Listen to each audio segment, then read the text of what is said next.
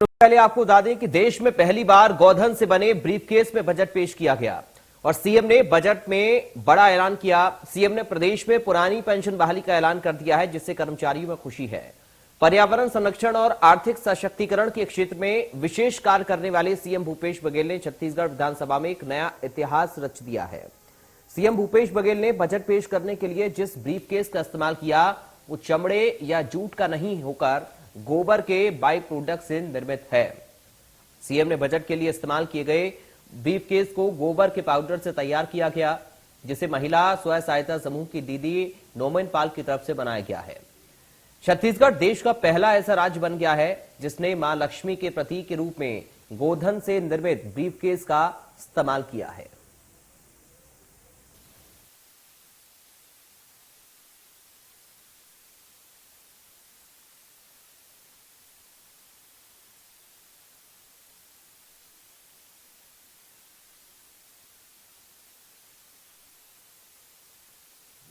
प्रदेश भर में अब तक स्वीकृत 10,590 गठानों में से 8,119 गठानों का निर्माण पूर्ण हो चुका है। यहां उपलब्ध विशेष सुविधा के तहत अब तक 1,86,641 कृत्रिम गर्भाधान किए गए, जिसमें 57,943 बछड़ों का जन्म हुआ। गोधन न्याय योजना के तहत अब तक 63,89,000 क्विंटल गोबर का क्रय किया जाकर पशुपालकों को 127 करोड़ 79 लाख रुपए का भुगतान किया गया। लघु एवं मध्यम सिंचाई योजनाओं पर हमने विशेष ध्यान दिया है। परिणाम स्वरूप 2018 में वास्तविक सिंचाई क्षेत्रफल 10,90,000 हेक्टेयर से बढ़ाकर अब 13,58,000 हेक्टेयर हो चुका है। वर्ष 2022-23 में 1,705 नवीन कार्यों के लिए 300 करोड़ का प्रावधान है। इन कार्यों में 2,32,000 हेक्टेयर क्षेत्र में सिंचाई क्षमता विकसित होगी। नवीन मद अंतर्गत 249 बृहद कार्य, 53 मध्यम कार्य, 835 लघु सिंचाई कार्य तथा 404 एनीकट एवं स्टाफ डैम निर्माण कार्य शामिल है। इस वर्ष 11 पूर्व माध्यमिक शालाओं को हाई स्कूल में एवं 12 हाई स्कूल को हायर सेकेंडरी विद्यालयों में उन्नयन किए जाने हेतु नवीन मद में प्रावधान है। भवन विहीन 40 हाई स्कूलों, 17 हायर सेकेंडरी विद्यालयों के लिए नवीन भवन का निर्माण किया जाएगा। इसके लिए 50 करोड़ का प्रावधान है। रामकृष्ण मिशन आश्रम नारायणपुर द्वारा संचालित आवासीय विद्यालय कुतुल, कच्चापाल, इरकभट्टी, कुंदला एवं आकाबेड़ा में कर्मचारी आवास एवं अहाता निर्माण हेतु 6 करोड़ 95 लाख का नवीन मद में प्रावधान है। अनुसूचित जाति एवं जनजाति वर्ग के विद्यार्थियों के लिए संचालित भवन विहीन छात्रावास आवासों हेतु 106 भवन का निर्माण किया जाएगा। तो आप सुन रहे थे सीएम भूपेश बघेल को। हमारे साथ कुछ खास मेहमान जुड़ गए हैं, आपका परिचय कराते हैं, उसके बाद करेंगे चर्चा की शुरुआत। कांग्रेस पार्टी से प्रवक्ता है अमित श्रीवास्तव। अमित श्रीवास्तव जी, आपका स्वागत है। बीजेपी से नेता है उमेश गोरमोड़े। उमेश गोरमोड़े जी, आपका स्वागत है। हमारे साथ अर्थशास्त्री हैं डॉक्टर अजय चंद्राकर। डॉक्टर अजय चंद्राकर जी, आपका स्वागत है। उमेश गोरमोड़े जी, शुरुआत में आपके साथ कर रहा हूं सर, कैसा लगा बजट आपको?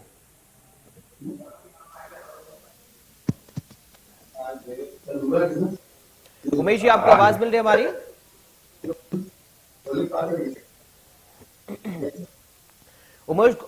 उमेश गोरमोड़े जी, आपको आवाज मिल रही है सर मेरी?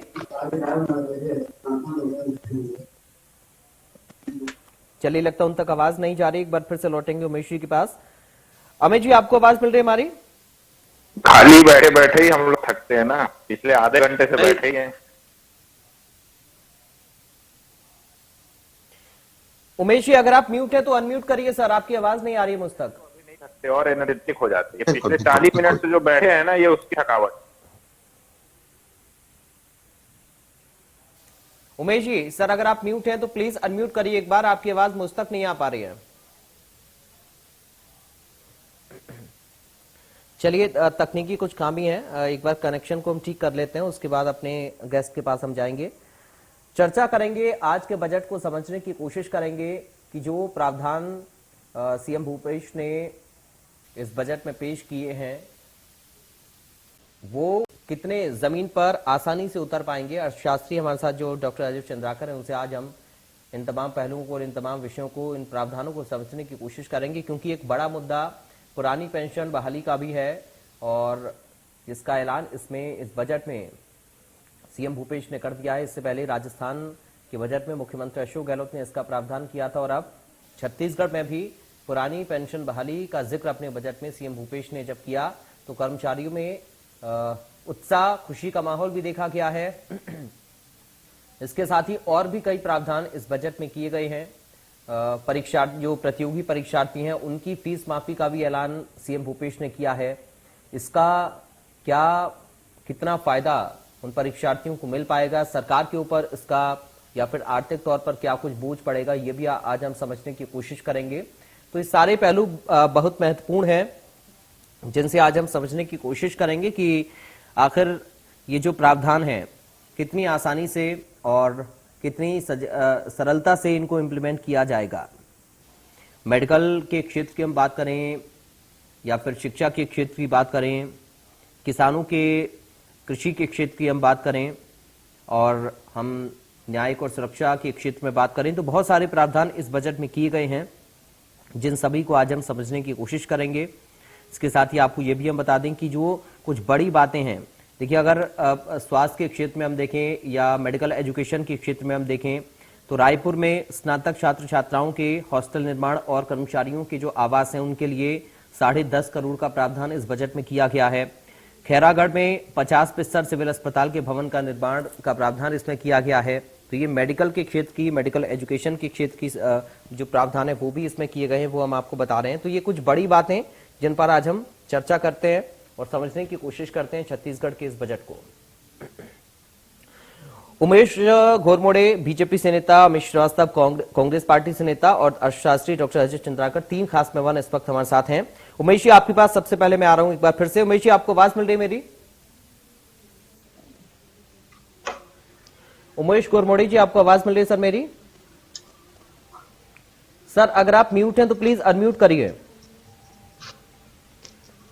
चलिए, उमेश जी तक लगता है आवाज नहीं पहुंच रही है। अमित जी, आपको आवाज मिल रही है मेरी?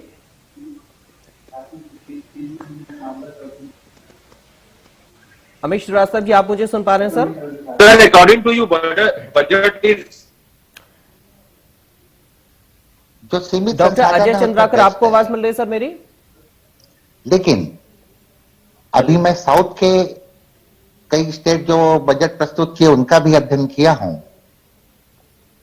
तो में स्थिति खराब है। अच्छा,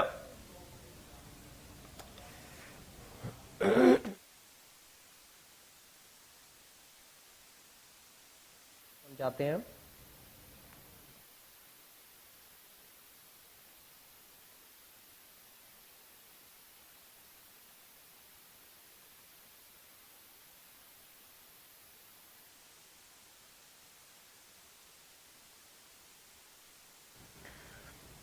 दरअसल देखिए, कुछ जो बड़ी बातें, कुछ बड़े प्रावधान हैं, ये हम आपको बता दें।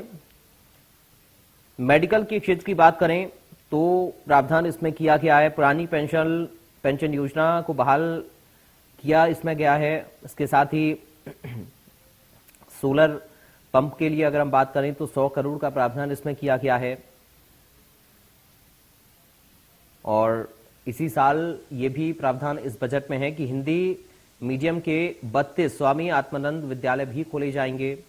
कर्मचारियों को बड़ी सौगात इस पेंशन के तौर पर दी गई है।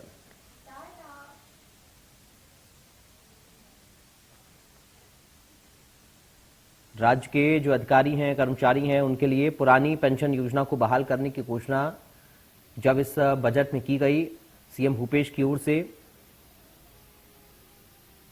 क्योंकि लगातार इसकी मांग की जा रही थी और अब कर्मचारियों में खुशी है इस प्रावधान की वजह से। काफी ज्यादा खुश कर्मचारी, अधिकारी भी नजर आ रहे हैं। किसानों की अगर हम बात करें, कृषि के क्षेत्र की अगर हम बात करें तो उसमें भी प्रावधान इस बजट में है। राजीव गांधी किसान योजना के तहत 6000 करोड़ का प्रावधान किया गया है। 112 करोड़ का प्रावधान गन्ना खरीदी के लिए इसी साल के लिए किया गया है। इसके साथ ही चिराग योजना की हम बात करें तो 200 करोड़ का प्रावधान उसके लिए है। कृषि और उद्यानिकी उत्पादों के लिए दुर्ग जिले में इंटीग्रेटेड पैक हाउस की स्थापना की जाएगी। इसका जिक्र भी इस बजट में सीएम भूपेश ने किया। और चलिए, हमारे साथ अमित श्रीवास्तव कांग्रेस से प्रवक्ता हैं इस वक्त। अमित जी, आपको आवाज मिल रही है हमारी? जी पराग जी, थैंक जी। यू, नमस्कार। अमित जी, बहुत स्वागत करता हूं और आज मैं समझने की कोशिश करूंगा सर, ये जो प्रावधान इस बजट में किए गए हैं कितनी सरलता के साथ जमीन पर उतर पाएंगे? अमित जी।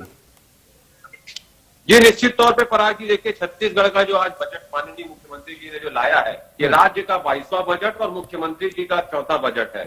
और मुझे ऐसा लगता है ये समावेशी विकास और सामाजिक न्याय और आम जन की भलाई के लिए, आम जन को सुख समृद्धि देने वाला ये बजट होगा। निश्चित तौर पे जैसे आप देखिए कि हर व्यक्ति को और हर उस पे एक जिस प्रकार से एक बजट होना चाहिए कि इसमें सभी का विकास हो, छत्तीसगढ़ की 2 करोड़ 80 लाख जनता के कैसे भलाई हो सके, उनके जीवन में सुख शांति समृद्धि कैसी आए और वो कैसे अपना जीवन यापन बहुत अच्छे से कर सके, कैसे उनके बच्चों की शिक्षा दीक्षा और जिस प्रकार से उनके स्वास्थ्य सुविधाएं उनको मिले।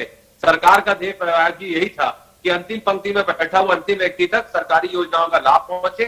और ये बजट जो आया है, निश्चित तौर पे आप देखिए कि as compare to other state, अगर आप देखेंगे तो छत्तीसगढ़ का बजट ऐसे कोरोना के काल के बाद ये जो बजट है बहुत महत्वपूर्ण है, क्योंकि ये बजट मुझे ऐसा लगता है कि अगली बार जो बजट आएगा, जो 5वां बजट आएगा, वो हमारी सरकार को पूरा उसके बाद तो दिसंबर में शायद चुनाव हो जाएंगे। तो ये जो पूरा बजट है, ये निश्चित तौर पे ये बजट जो है वो किसान भाइयों के लिए, आदिवासी भाइयों के लिए, उद्योग जगत के लिए, कारीगरों के लिए, मजदूरों के लिए, युवाओं के लिए, महिलाओं के लिए, सभी को समृद्ध और सशक्त करने वाला ये बजट है। निश्चित तौर पे माननीय मुख्यमंत्री जी का मैं आपके चैनल के माध्यम से छत्तीसगढ़ की 2 करोड़ 80 लाख जनता की तरफ से धन्यवाद देना चाहता हूं कि इतना अच्छा और सभी जनों को सुख देने वाला बजट ये है। और निश्चित तौर पे आप देखिए, चाहे हम योजनाओं के विषय में बात करें तो 935 करोड़ रुपए सिंचाई व्यवस्था के लिए, क्योंकि हमारा छत्तीसगढ़ धान का कटोरा है और उसमें जल जीवन मिशन के लिए जिस प्रकार से 1000 करोड़ रुपए,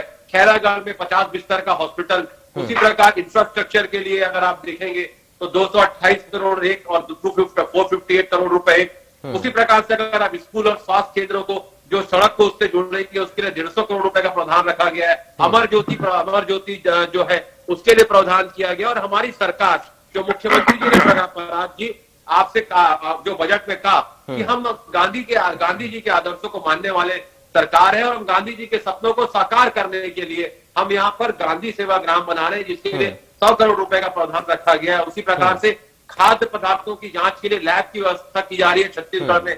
उसी प्रकार बहुत ही पुरानी मांग कर्मचारी अधिकारियों की थी, जिसके पुरानी पेंशन योजना को बहाल किया गया है। और उसी प्रकार से फूलों की खेती के लिए अनुदान दिया जाएगा, जिससे रोजगार सृजन होगा। 32 हिंदी मीडियम स्कूल, स्वामी आत्मानंद जो 171 स्कूल खुले थे, तो उससे 32 स्कूल हिंदी मीडियम के खोले जा रहे हैं। इससे कहीं ना कहीं मुझे ऐसा लगता है कि छत्तीसगढ़ और कोई भी स्टेट जो गवर्नमेंट होती है, ठीक है, 2 चीजों पे उसको ज्यादा फोकस करके काम करना चाहिए, एक शिक्षा और स्वास्थ्य। और कोरोना के बाद मुझे ऐसा लगता है कि स्वास्थ्य को लेकर भी हमारी उसी प्रकार से अगर आप देखेंगे 6 नवीन तहसील का निर्माण किया जा रहा है और उसी प्रकार से 8000। ठीक है अमित जी, प्रावधान बहुत सारे हैं और मैं जान लूं कि आपके विपक्ष के साथी उमेश जी कैसे इस बजट को देख रहे हैं। उमेश जी, आपको आवाज मिल रही है हमारी? उमेश जी अनम्यूट करिए सर। उमेश जी आवाज मिल रही है आपकी, बताइए। जी उमेश जी, बजट कैसा लगा? क्योंकि अमित जी तो कह रहे हैं कि जो मूलभूत जरूरतें होती हैं लोगों की, स्वास्थ्य हो गया, शिक्षा हो गया, खूब फोकस किया इस पर हमने।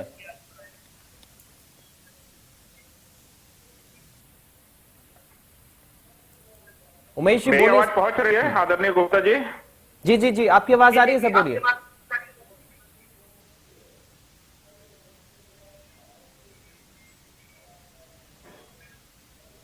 देखिए, मैं आपको सुन तो नहीं पा रहा हूं, लेकिन जितना सुना उस आधार पे मैं यहाँ पर अपना वक्तव्य रखता प्रवक्ता हूँ जी। और मैं उम्मीद कर रहा हूँ कि मेरी आवाज स्पष्ट आप सभी तक पहुंच रही होगी, आपके लोकप्रिय चैनल के दर्शकों तक पहुंच रही होगी। जी। इस प्रकार से अभी कांग्रेस के प्रवक्ता श्रीवास्तव जी कह रहे थे कि ये सर्वजन सुखाय सर्वजन हिताय बजट है, लेकिन छत्तीसगढ़ के परिप्रेक्ष्य में और छत्तीसगढ़ की जनता ने बीते 3 वर्षों में जिस प्रकार से रटा रटाया एक रिकॉर्ड देखा है, उस आधार पर मैं कह सकता हूं कि ये सर्वजन दुखाय और सर्वजन सताय बजट है। जिस प्रकार से बजट यहां पर निकल करके आया है और 3 वर्ष पूर्व विधानसभा चुनाव के वक्त जिस प्रकार से लोक लुभावने घोषणा किए गए थे, उन घोषणाओं को धरातल पर आज नजर नहीं आ रहा है और बड़ा दुख का विषय है।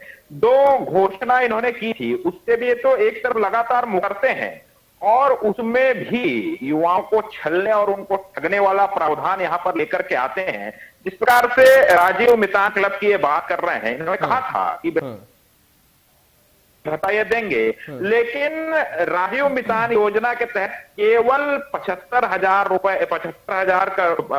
करोड़ का प्रावधान ये करते हैं, जबकि बीते 2.5-3 वर्षों के अंदर में 900 करोड़ रुपए की आवश्यकता केवल भत्ता के लिए है। और ऐसे ही अन्य तमाम विषयों में आप देखें, चाहे कृषि के क्षेत्र में देख लें, महिलाओं के क्षेत्र में देख लें, स्कूल शिक्षा की ये बात कर रहे थे, स्कूल शिक्षा जहां कोविड के बाद विपरीत परिस्थिति के बाद वहां पर चाहे आंगनबाड़ी का विषय हो, बालवाड़ी का विषय हो, स्कूलों का विषय हो, उसके आधुनिकीकरण की आवश्यकता केंद्र सरकार ने भी महसूस की और तमाम राज्य भी उस ओर अग्रसर हो रहे हैं। लेकिन ये बड़ा दुख का कि छत्तीसगढ़ राज्य वापस पीछे की ओर जाने लगा है। अगर हम साइकिल योजना की ही बात कर लें, तो सरस्वती साइकिल योजना के तहत जो साइकिल मिला करती थी, आज उसका बीते 3 वर्षों में यह राज्य सरकार कहीं कोई प्रावधान नहीं करती है। इन्होंने घोषणा की थी कि भैया बच्चियों को हम साइकिल देंगे, जो पब्लिक ट्रांसपोर्ट है उसको हम फ्री करेंगे। बीते 3 वर्षों के अंदर में जो पब्लिक ट्रांसपोर्ट है तो छात्राओं को उनको देना चाहिए था, वो नहीं दिया। ठीक है सर, मैं डॉक्टर अजय चंद्राकर से भी समझने की थोड़ा कोशिश करता हूँ। उमेश जी, डॉक्टर अजय चंद्राकर सर, कैसे देख रहे हैं इस बजट का आकलन, आप कैसे कर रहे हैं? जो प्रावधान इसमें है उनको जमीन पर उतारने में कितनी आसानी होगी सरकार को, या फिर कितनी कठिनाई आ सकती है? पुरानी पेंशन बहाली का जिक्र भी किया गया है। डॉक्टर अजय जी।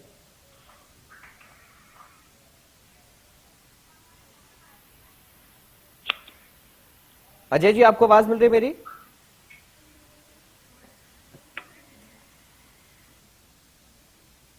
चलिए, लगता है अजय जी तक आवाज नहीं जा रही है। अमित जी, आप मुझे सुन पा रहे हैं?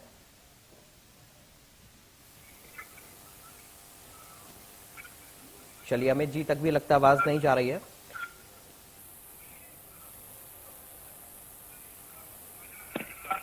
अमित जी, आप सुन पा रहे हैं मुझे?